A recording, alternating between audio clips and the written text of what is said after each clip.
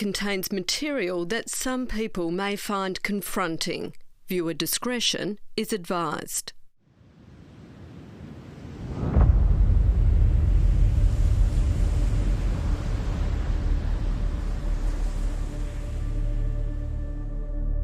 We made the grand final that year.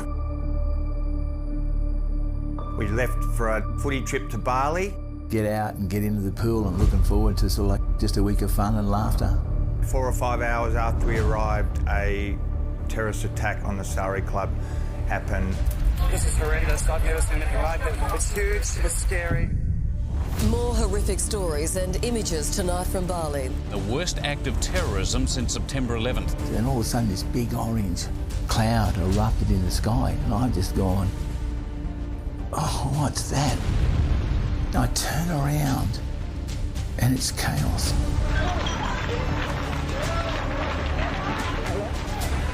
Destruction everywhere.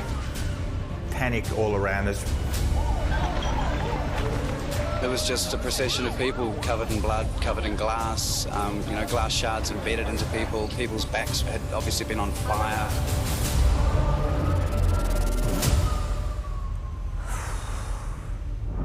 We knew very early on that we had to action the disaster plan. The life that we thought we were having just went bang, that's it. 5 of us ended up surviving and 6 died.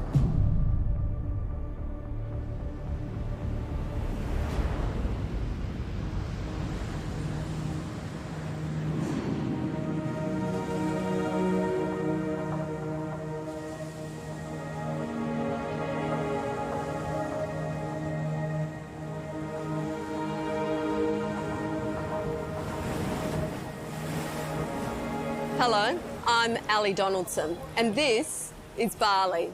Every year at its peak, 250,000 tourists from all over the world come here to unwind. It's Australia's favourite playground. Warm weather, warmer people.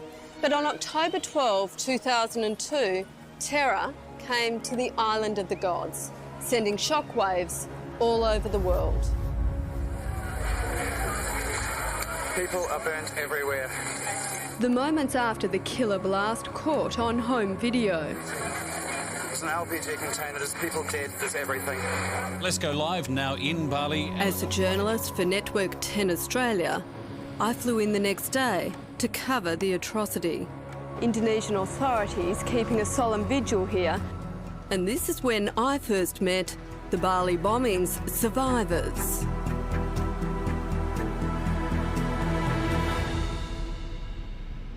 Every October, a sporting pilgrimage occurs. All a bit excited about going to Bali. Mac is doing a bit of a dance. Teams of Australian footy players flock to Bali for end-of-season trips. From Perth, the Kingsley Cats. Hello. I think we're all a bit excited. We're going to Bali. Just a little bit. Yeah. Simon Quayle was their new coach. He'd taken them to the grand final. Here we go. We're about to depart. Got to put my sunnies on. And now, on a trip of a lifetime to an island paradise. A really good time, everyone's excited.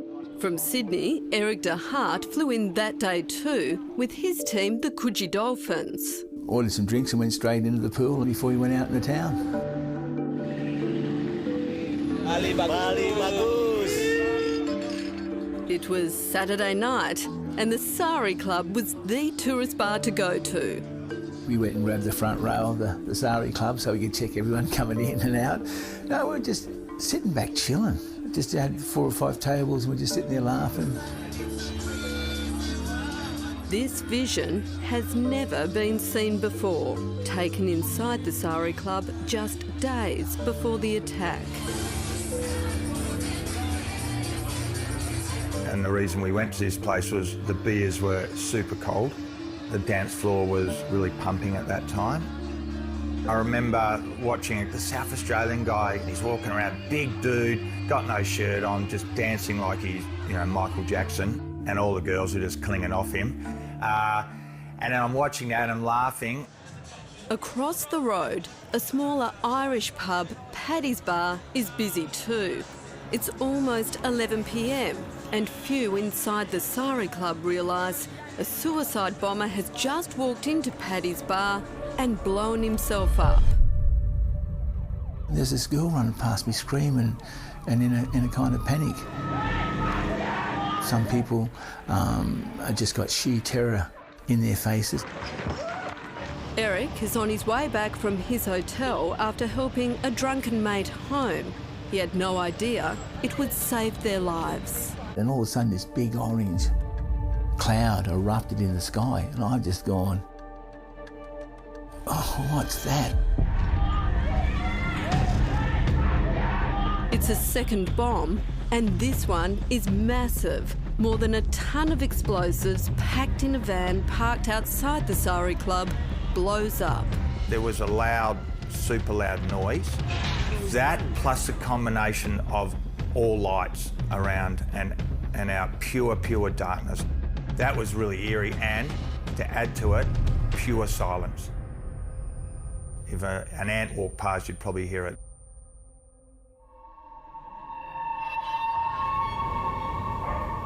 As his senses return, Simon can make out something pale on the ground.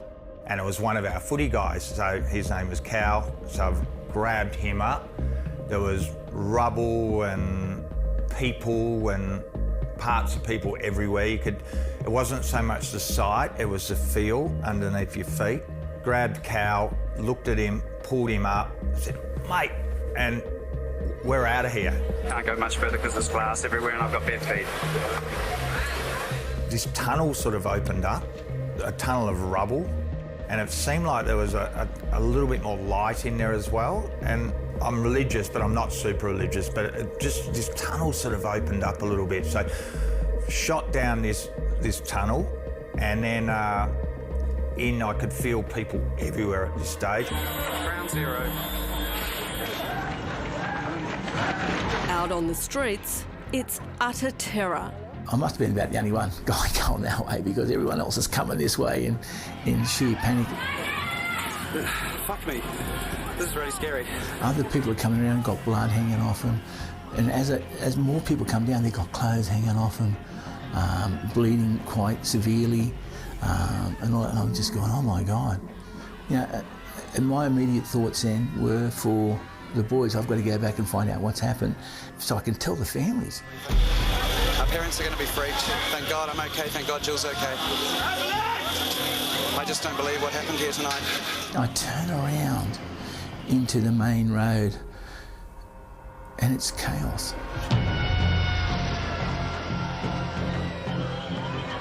It is sheer chaos. There's people stumbling around, there's people walking out of the Sari Club, stumbling. Other people are trying to help him out of the Sari Club. This guy comes up to me, blonde-haired guy, and he just throws a body in my arms and turns around and walks back into the Sari Club. And that kind of shook me out of my stupor. But I had no idea how many people had been hurt at that stage.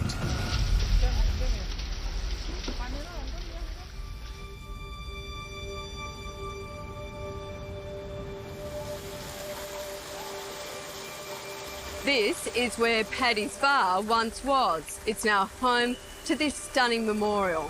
And every night it's lit up. It bears the names of all 202 people killed, including children, from 21 different countries. But by far the greatest death toll was suffered by Australia, with 88 lives lost. Every night, people from all over the world come to take photos here. But what this memorial doesn't show is the hundreds more who were injured that night and the emerging dangers they were facing as they were trying to escape, fighting for their lives. This is the carnage. Guys, this is horrendous. I've never seen anything like it. At this point, you could actually hear the flames as well coming, so you knew there was a bit of a change in what people were feeling and the panic around. It's huge, it's scary. Bloodied, broken, survivors are stumbling to the back of the club. They're confronted by 10-foot walls and a crowd crush is forming. Whether by luck or whatever, there's all these Bintang crates or whatever they were had flown in the corner and had made this step right from the bottom to the roof. I looked at Cal and I said to him, mate, there's only going to be one chance for all of us, and if you stop, this whole thing will go. Making it to the top is first a relief, but then there's fresh horror. I looked down to this wall with about a 3-metre drop maybe, and it looked like someone had fallen and they were sort of odd crinkly, and it looked to me that they had died. They'd fallen off and cracked their neck or something along those lines. Behind them is now a raging inferno, and the walls they're on are heating up. Imagine the walls at this point. They were hot, all right? Super hot. I was sitting on top of that wall and my ear was burning. And that's when we had to jump, because I know my skin was definitely coming apart. Eric is pulling more survivors out. And that's when I heard them crying, screaming, trying to get someone to come and save them. A group of women is trapped under a collapsed roof, but as the fire intensifies, he can't reach them. So I had to turn around. I made the decision to turn around, that I couldn't help the girls, to turn around and try and find someone that I could help. It was the right decision. I know it was the right decision, but I've got to live with the consequences of that decision. I've got to live with the screams of the girls and the smell of people burning. And it took me a good 6 months before I could get the taste out of my nose and out of my mouth. And when I came home, I used to wake up at 1:03 every night. And reliving it vividly.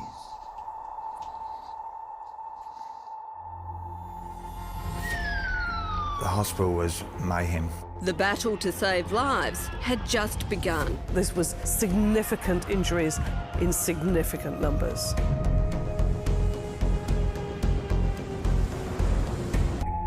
The hospital was mayhem. Mayhem. They had all the bodies laid out, just one row after row after row after row after row of bodies just lying there. Sorry, you're welcome to wait at the door. This was significant injuries in significant numbers.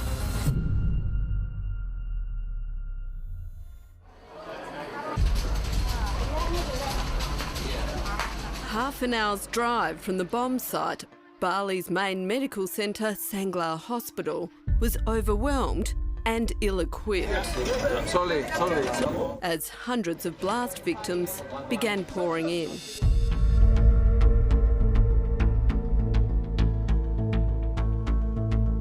Budi Arsana will never forget that night.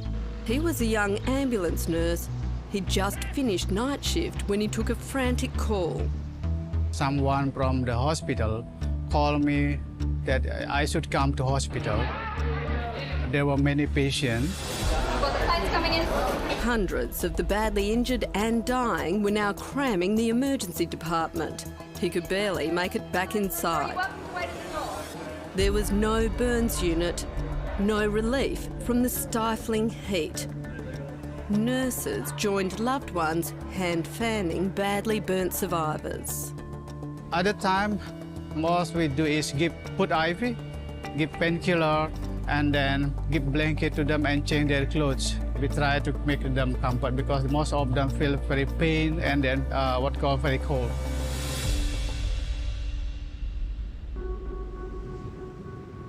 Across the Indian Ocean in Perth, for Busy Mama's 6, Dr. Fiona Wood, it had been a standard October weekend, and then it wasn't. Messages kept dribbling back and then building in there, the noise.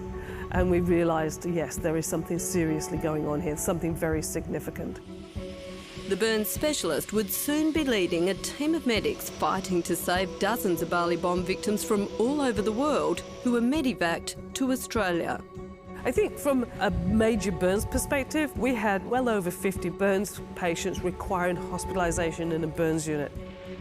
There was a sort of a complex triage system that involved the military. The triage plan in Darwin is exceptional, and the team there, but they don't have a burns service. So Our patients were stabilised and then allocated to Queensland, New South Wales, Victoria, South Australia.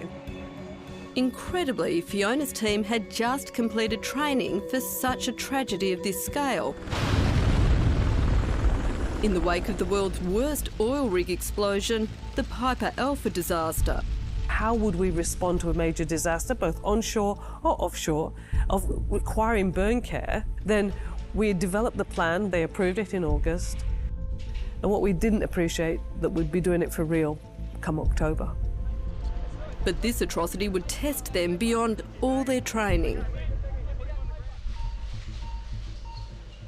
Often in burn injury, they can be small, a hand, an arm, or it can be devastating. You can't survive some of the major burn injuries.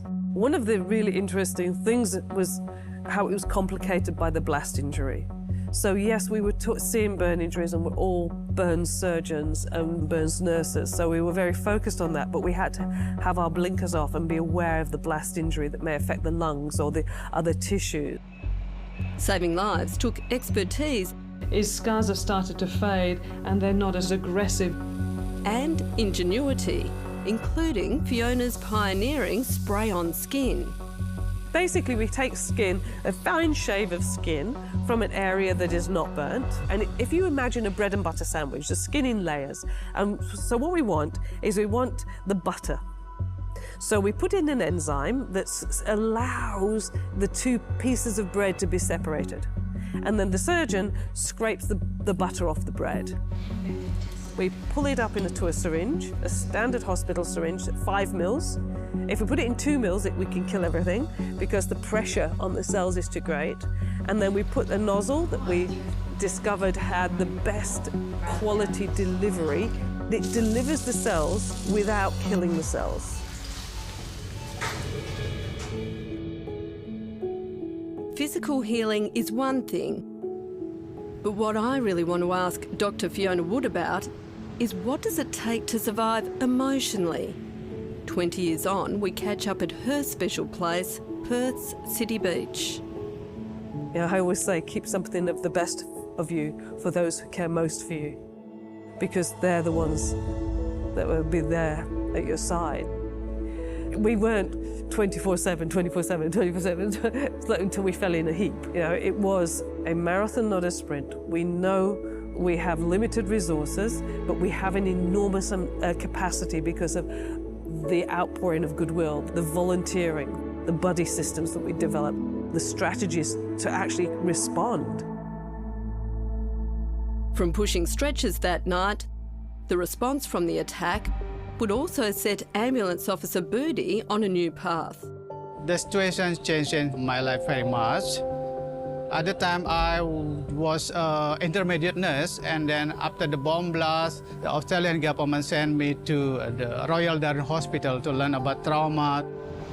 He went on to complete his Masters in Emergency Nursing at Adelaide University, learning how to develop disaster management plans. Budi now heads up Sanglar Hospital's emergency department, putting that expertise to work, managing COVID. There are many things that I got when I visit Australia and take my master. It's very useful for me to manage the COVID situation. While he was learning, another vital line in the fight on terror was opening up: funding. Along what was once grim makeshift morgues, the hospital walkways lined with hundreds of broken bodies now tread a new generation of highly trained doctors and nurses. And opposite rests a gift from the Australian people to the people of Indonesia, the 12 October Australia Memorial Centre. 19 years ago, I returned to Sanglar Hospital to cover the first anniversary, as this new centre was taking shape. Around $10 million has been donated through the Australian government arm of AusAid to build this state-of-the-art burns unit. And this is what it looks like today. The basic facilities where so many fought for their lives now have a specialty burns unit and ICU. And who would have thought back then how important the improved specialty management training would be in their fight against COVID?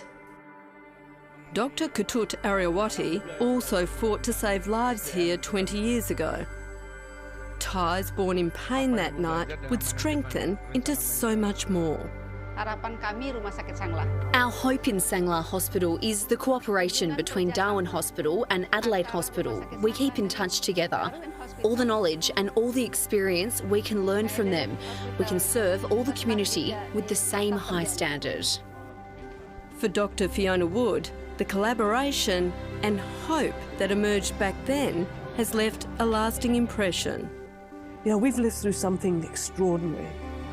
Have you ever lived through a time where everybody says yes, where everybody does their best and is just falling over themselves to do more?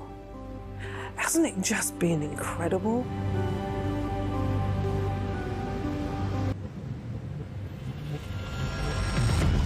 It was the night an island paradise became a hellish inferno. People are burnt everywhere. Mysterious, deadly bombings. At least 50 people have been killed tonight. Mostly Western tourists. This is horrendous. Almost half were Australian. The day after the attack, I was sent to Bali reporting for 10 News Australia. Now this is the Sari Club. I stood outside what was the Sari Club. These streets have never been so quiet. There's word American FBI agents may even be on their way. This is where the hunt for the bombers began. 20 years on, I returned to the same location.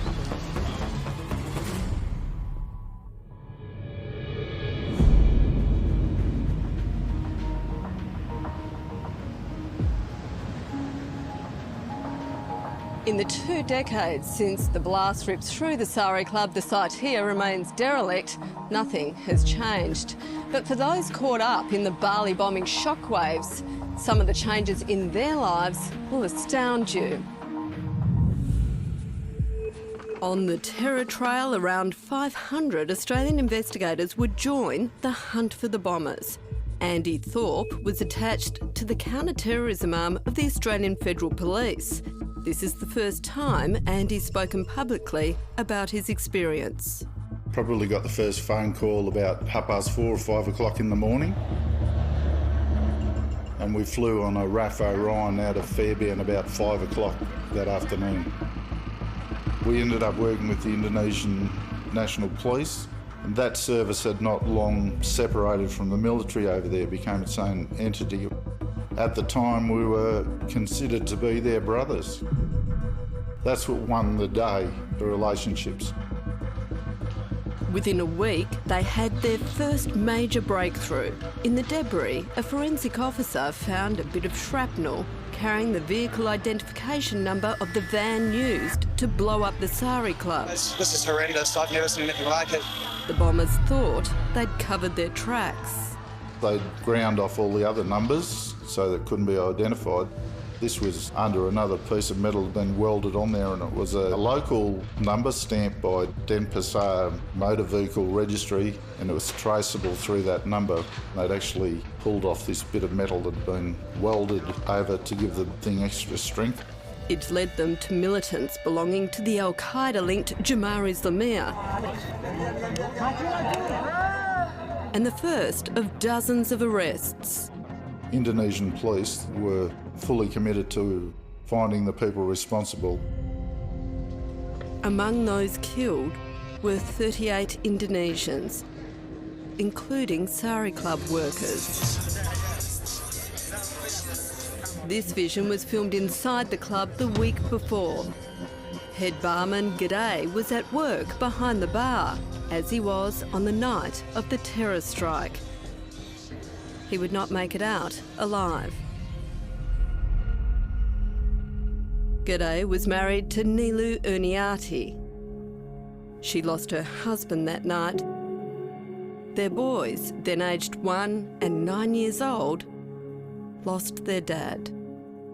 He was still younger when he died. Do you miss him? Yes, I miss him very much.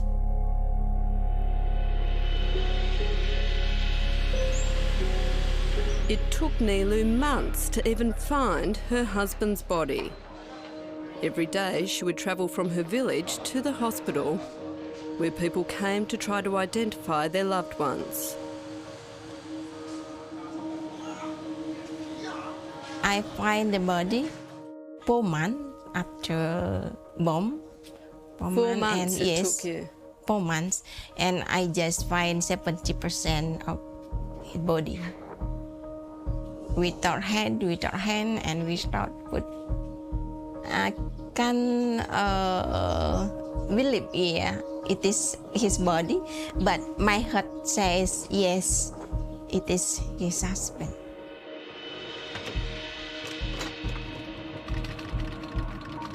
With no money, it would be years before she could even afford to pay for a proper burial ceremony. She only could thanks to an Aussie couple who donated sewing machines to the Balinese widows of the attack. Trying to repair the fabric of her own life, one stitch at a time. But in Nilu's heart, the pain was growing. And when the 3 brothers who made the bombs that killed her husband went on trial, she made sure she was there, yelling out in court. I want the government give the death punishment. The death punishment Yes. to the bombers? Death punishment for the bomber. I want to shoot them by myself. You would shoot them? Yes. Why? Because them, my husband dead. And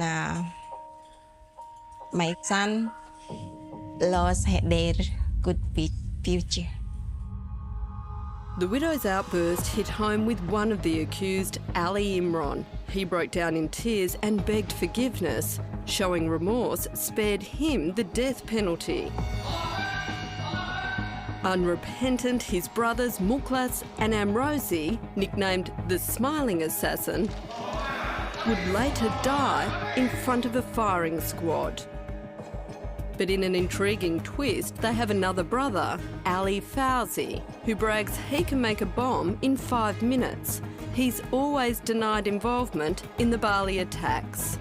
I met Ali Imran, Ali Fauzi, and others.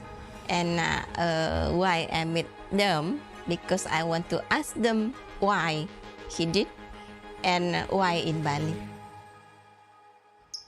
Nilu believes in God and says if God can forgive, so too could she. Letting go was personally healing, but then so much more. And this is the path forgiveness has taken them on. I went with her to a Balinese school visiting primary students, where she teaches tolerance and peace.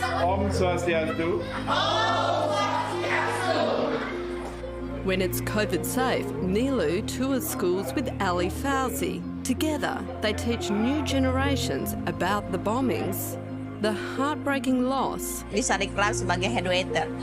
and the power of redemption and forgiveness, the importance of breaking the cycle of vengeance. I talk with the school kid about the peace, about what I feel to be victim. The widow and the former militant met through a very special program, Alliance for a Peaceful Indonesia. The idea of them working together is itself viewed as radical, but they've so far visited more than 150 schools. I feel better now after I can forgive them, and I will tell the younger people to do the same like me, so the world will be peace.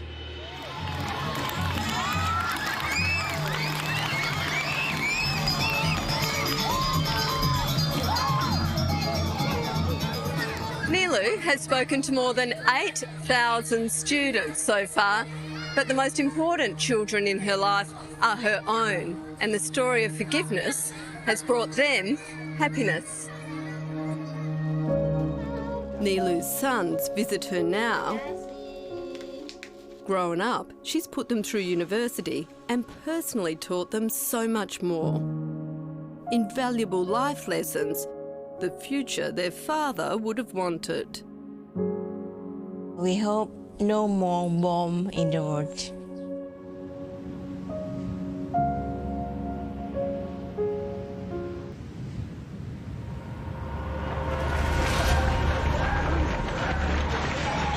A man who had an amputated arm came running up towards us screaming, and he sat down next to me and kind of laid his body weight on top of me, and as much as I wanted to comfort him, I just at that point realised how much pain I was in, so I just pushed him off.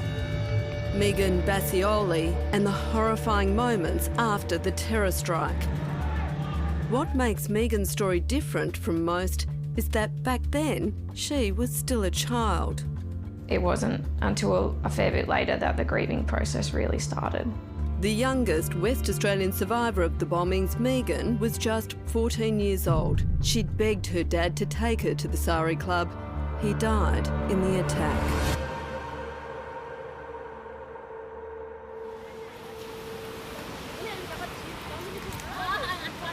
It was their family's school holiday trip to Bali.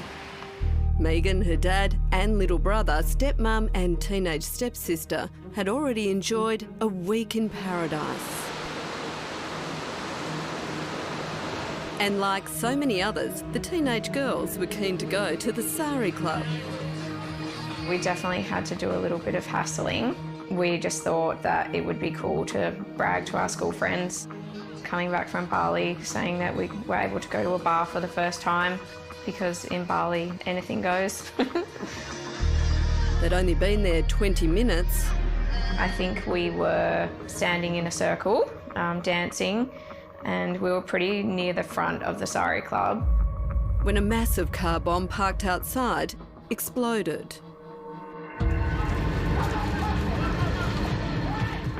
I remember waking up and being covered in rubble, and my stepmother was laying unconscious on top of me. I woke her up, and as we both kind of stumbled to our feet, we were trying to make our way out. A large piece of timber fell on top of me, and I remember putting my arm up to try and brace myself, but it hit me and we both fell to the ground. I just remembered being lots of fire everywhere. Megan suffered burns to 36% of her body, on her arms, legs, back and on her face. The next thing I remember is just a stranger coming and lifting me up and carrying me towards a hotel nearby. And then he just laid me down around the pool next to my stepsister and stepmother. I remember the sun coming up when I was being taken to the hospital. But in those excruciating hours before, another stranger stayed with her, holding her hand. His name was Craig Settle. He was only 16. He just came up to me and said, "Can I get you anything?" Just having him there gave me some form of comfort, so I just said, "Can you just stay with me and talk to me?" And so he just ended up staying with me the whole time that I was in Bali until I got evac'd out. She'd soon be under Dr. Fiona Wood's care.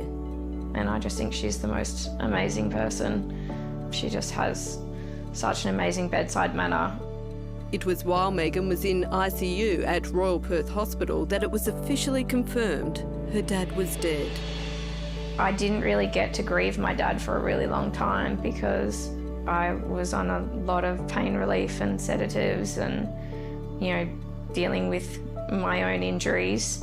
And I think when you lose someone that young, it just then also really makes you appreciate the people that you do have, like my little brother and my mum. And of course, there's Craig, the teenage boy who held her hand during some of her darkest hours.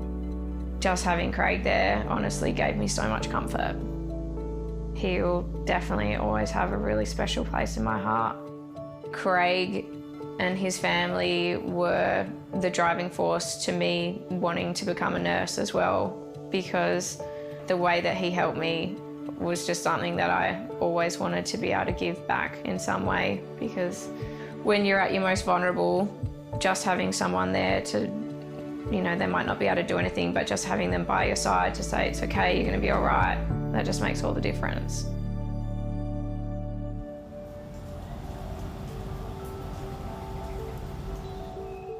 Not all the bomb victims that night made it to Australia for care.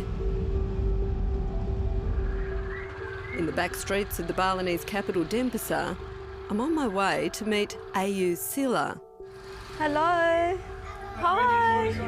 Ayu is one of life's miracles. Ayu, I get to meet you. Seeing her now, decades after she was pulled from the rubble, meeting her husband and 4 beautiful little girls. Clarissa Susila Devi. Clarissa. Clarissa. Yes. Beautiful. This is Naila. Ayu is a busy, happy mum. But the shockwaves from the Bali bombings would spread across time and generations. Ayu struggled to work again because tourists didn't like the look of her scars. Saya mendapat luka bakar 40%. I got 40% burns from bottom of my hands to the sleeves, also under my wrist, also on the forehead, also stitches to the top of my hip. I was wounded on my knee to my hips. This is Ayu at work in the Sari Club the week before the terror strike. She was the cashier, just 21 years old. The song playing is Crying at the Discotheque. She doesn't recall the blast, just her friends' desperate cries. Ayu, where are you? Where are you? Get up, get up, get up. Those first steps to survival ultimately led her too on a path to forgiveness and healing. Nothing heavy inside my heart. No hard feelings. Ayu says it allowed her to fill her heart with love. For those who deserved it, her own family.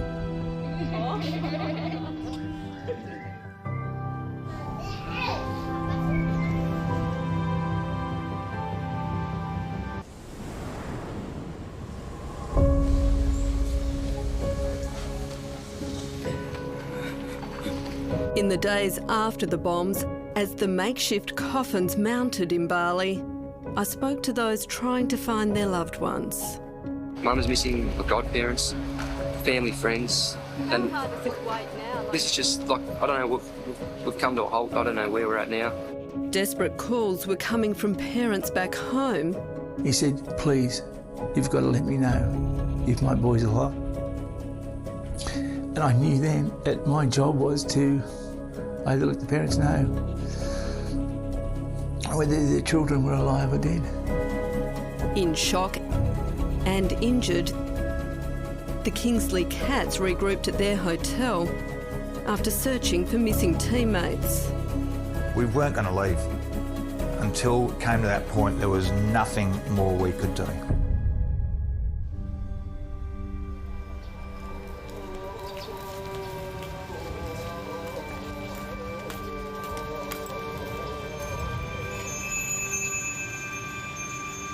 For many, there was another big unexpected in those first few hours and days when they were at their most raw. They were comforted and soothed by Bali's spirituality. It is all around here. It permeates everything, and particularly in the waters that surround this island. That's where Balinese Hindus believe the world's souls come to rest.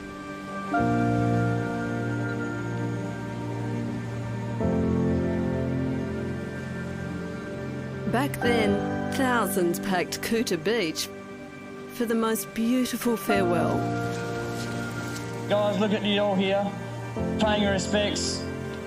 We can't do anything more. What's done's done. We can only try and move on and make things better.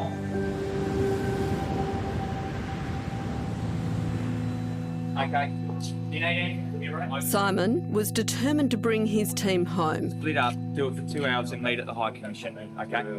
Scouring Bali's hospitals for the injured, but 7 others were dead.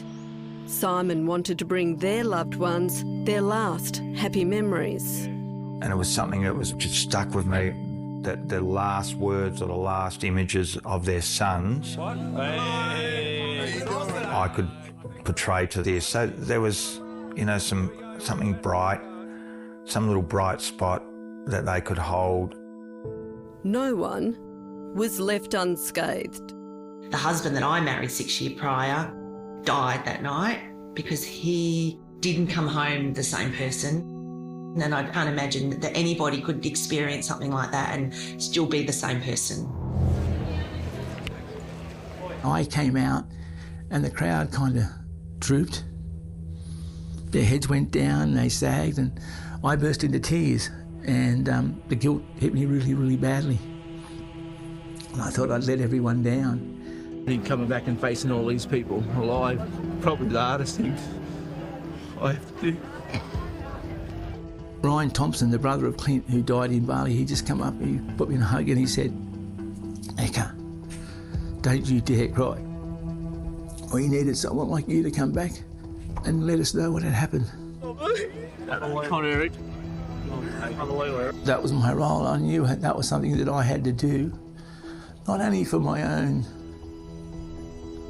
sense, but I had to represent the families. I had to try and relieve them of as much pressure as possible so they could get on with their grieving. But over the years, with the rise of social media, remembering publicly has seen Eric get trolled. And they said, oh, isn't he over it yet? Geez, you mate, you're on TV all the time, you must be making so much money out of this. You do the interviews because I wanted to spare the parents, but I also wanted people to be aware that it's okay to feel pain, it's okay to be emotional, it's okay to feel sad. Professional counselling has also helped many. When I got back, like a lot of men in life, we think we're okay, all right? So when I first took that step, it wasn't for me and my health, and because I thought I was okay, it was more about all my children and Norrie and making sure that I'm right for them going forward. It's like a pond when you drop the rock in the middle of the pond and you have the ripples for any form of tragic event, trauma, grief. But it might not be right then. It's the next year or the next year or 5 years or 10 years. And it might not even be a particular event that is related to the initial that triggers all of the emotions. Others were crucial to their healing, the AFP officers who became lifelong friends. I don't know that I'd ever dealt with somebody who'd suffered so much trauma so quickly after the event. It wasn't just Simon, it was the whole team that was around him that was suffering. I mean, he was such a caring, beautiful man that I needed to, as a leader, was able to take a step back and focus just on me for a moment. It's burnt in my brain when one of my friends sat down with one of the young kids from the Kingsley Cats at the time. It was his first day away from Australia and from his family. I think he was 19 at the time. And he'd been dancing with some girl in the Surrey Club.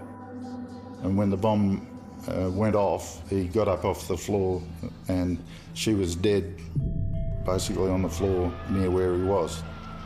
And he was obviously traumatised and scared. He said he was too scared to go anywhere. And my work colleague put his arm around him and basically said, you know, if you're scared, come and stay with me. And I've told my work colleague, you know, that I would never forget him for what he said at the time to that kid.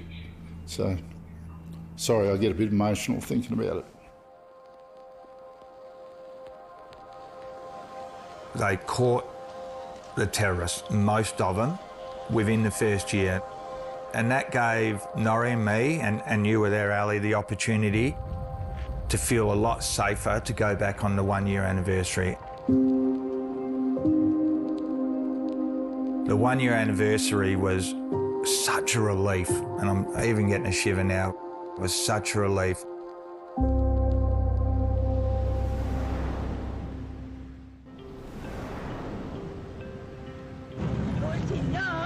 In those first moments after the bombs, people banded together when nothing made sense. On his way to hospital, Simon noticed a girl in a t-shirt shop. She was a German girl. She had no clothes on, all right? The bomb had blown them all off. So she was really, really scared. So we got a t-shirt, stuck it on her. The Quayles recently heard from her again. She's named one of her children after Simon. For Megan, this group of teenage boys also became like family. Videoed here mucking around in their hotel pool before they headed to the Sari Club on the night of the attack. Megan would first meet one of them, stretchered on the tarmac, waiting to be medevaced. For the anniversary, we have a bit of a ritual now, and we always go to Kings Park for the dawn service. Later on in the day, we all catch up for drinks, and we always toast my dad, and we kind of turned it into more of a day that we look forward to and celebrate rather than sit around and be sad. 5 of them received bravery awards for helping to save others. So too did Simon Quayle. Talk about people that have done a mountain of work and heroes, and in my eyes, without Norrie, I would be in some hole somewhere. And every year they can, Simon joins his AFP mates at the AFL Grand Final. For Andy Thorpe, the anniversary always involves a toast to this, a very special gift from the Kingsley Cats. Thorpe, Langer, Ben, Bronwyn and the rest of the Australian Federal Police Service. A shining light in our darkest hour. Mates forever. Kingsley Bali boys, the lucky 13. Eric has spent many anniversaries here at the Coogee Dolphins Memorial on the Sydney coastline. Its underbelly rubs smooth by those touched by this tragedy. I am much more aware of how I can help people, being there if they need me and being able to listen if they just want to talk. Back in Bali, Budi will be reaching out across the seas. Yesterday, I tried to contact some of my friends in the Royal Dead Hospital and Adelaide. They're only not my friend, they're also my teacher, my guru. They're your gurus? Yeah, they're guru. Bali is islands of gods. Every day they're offering some fruits, some flowers as incense as well. That's the biggest one is for community. Bali is still beautiful and always beautiful. In writing out these shockwaves, I hope it's Dr. Fiona Wood's words that reverberate forevermore. I think all of us, as we step back from look down the tunnel of time of 20 years, just spare a thought for those people who've lived those 20 years without their loved ones, without seeing them grow, without holding the children they may have had, and then to give another thought for all what's happening around the world. And I'm a great believer in each and every one of us working towards a society that we're proud of, based on the integrity of each and every one of us, not abdicating to intellect of the few, not abdicating to people who make decisions to go to war or make decisions to cause such terror, that we all need to stand up maybe and be counted. And in doing that, maybe we will have a society, communities that we're proud to hand on to our kids and our grandkids.